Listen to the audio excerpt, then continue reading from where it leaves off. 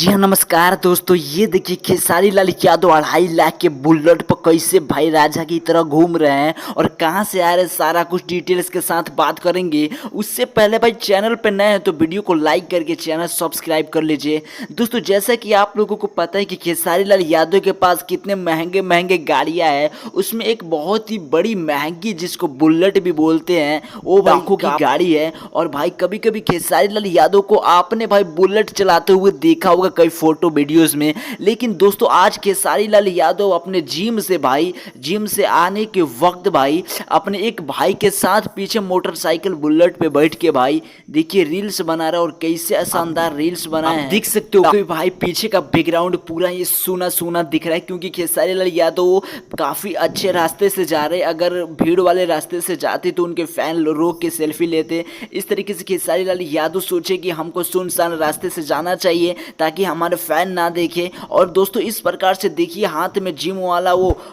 Cover पहने हैं और भाई रील बनाते हुए कितने अच्छे लिख रहे हैं। भाई अगर वीडियो पसंद है तो वीडियो को लाइक करके चैनल सब्सक्राइब जरूर कीजिए।